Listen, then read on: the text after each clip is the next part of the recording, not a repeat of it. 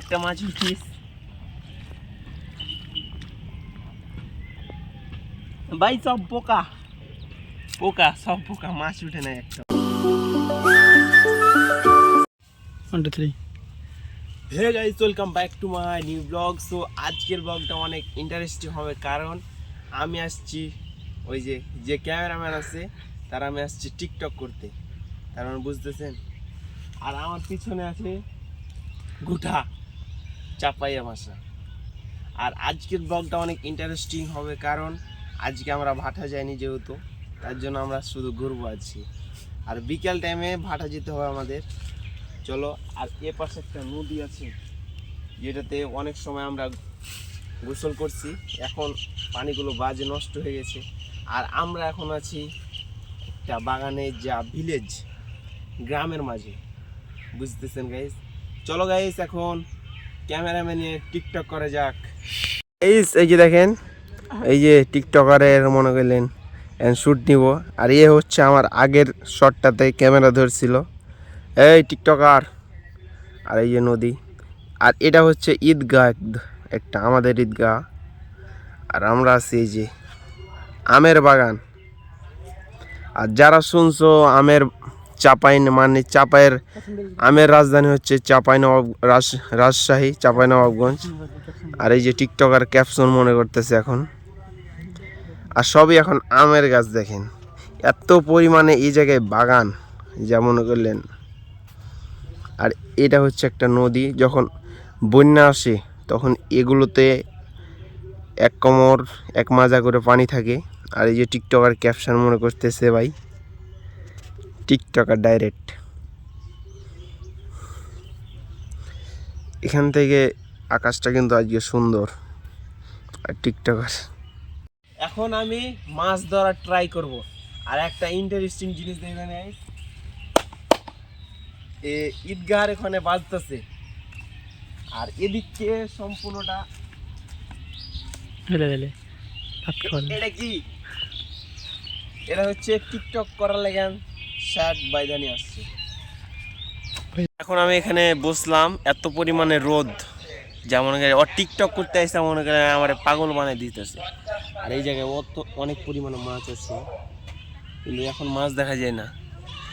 রাত্রে অনেক পরিমাণে মাছ দেখা যাবে, কিন্তু এখন দেখা যায় না।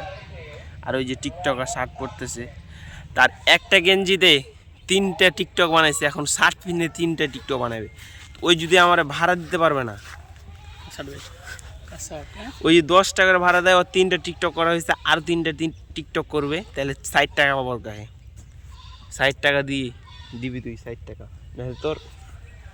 আর এখন চলো আবার ওর টিকটক করি, যেহেতু টিকটকার রিয়েল। আর এখন আমি টিকটক করতে যাইয়া এখানে পড়ে যাইতেছিলাম, প্যান ভিজে গেল আমার। কিন্তু মাছ ধরতে হয় আমারে, কিন্তু মাছ না ধরতে পারলে কি সমস্যা। ইট কলটা তো আছে, ইট কলটা কি করবো জানেন?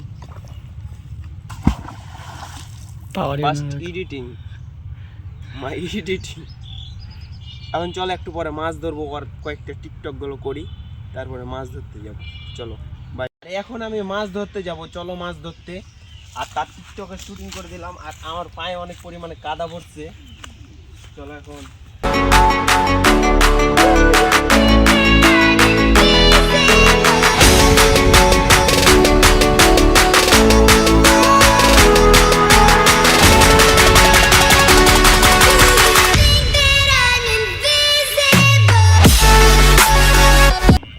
মাছটা ধরি গাইস, মাছ ধরবো আইসেন। একটা মাছ উঠিস ভাই, সব পোকা পোকা, সব পোকা, মাছ উঠে না একটাও।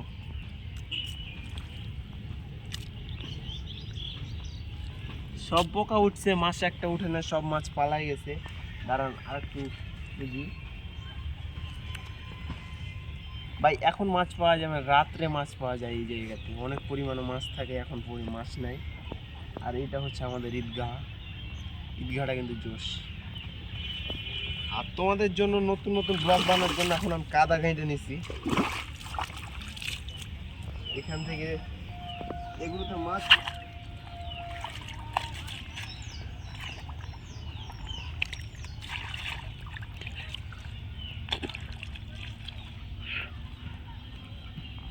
গাইস মাছ পাই না একটাও, চলো অন্য জায়গায়। মাছ পাওয়া যায় না একটাও। আর ওদিক থেকে নদীটা কিন্তু জোশ জোশ না ভাই, এগুলো সব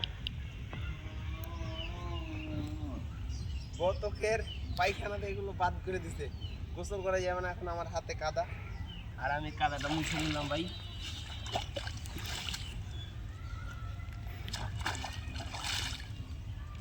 চলো এখন ওর টিকটক ভিডিও বানাই, চলো।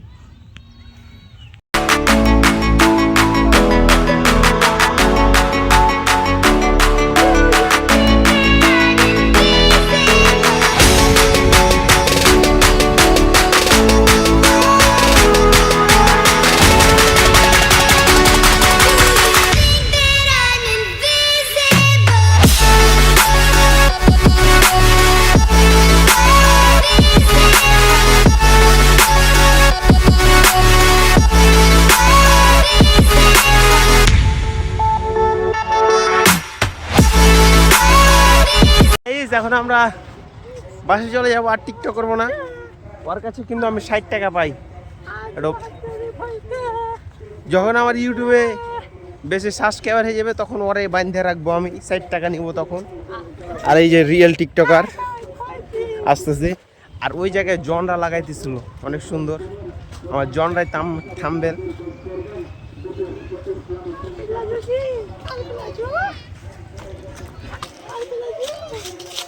দেখেন টিকটকার। চলো ভাই এখন বাসায় চলে যাবো, আর টিকটক মিকটক করবো না। টিকটক কে করে? টিকটক কে করে? টিকটক প্রতিবন্ধীরা করে। চলো বাসা। গাইজ গরিবের রুমের অবস্থাটা তো দেখলেন গাইজ। আমি ভাই মনে করলাম ঘুমাইলে এদিকে যদি আমি মাথা করি তাহলে মনে আমার মাথা হয়ে যায় সকালে যখন ঘুম থেকে উঠি। আর ওইদিকে যদি মাথা করে ঘুমাই তাহলে এমন হয়ে যায় ভাই, ঘুমার প্যারা নাই, চিল। আর গাইস আমার এই যে পোশাক গাইস, আন্নাটা ভেঙে পড়ে যাবে আর 10-15 দিন পর ভেঙে যাবে, শিওর শিওর ভাই, শিওর ভেঙে যাবে। আর আমার এই জিনিসগুলো কে দেখছো গাইস? কেউ কি দেখছো? আর আমার ছবিগুলো একটু দেখাই, চলো।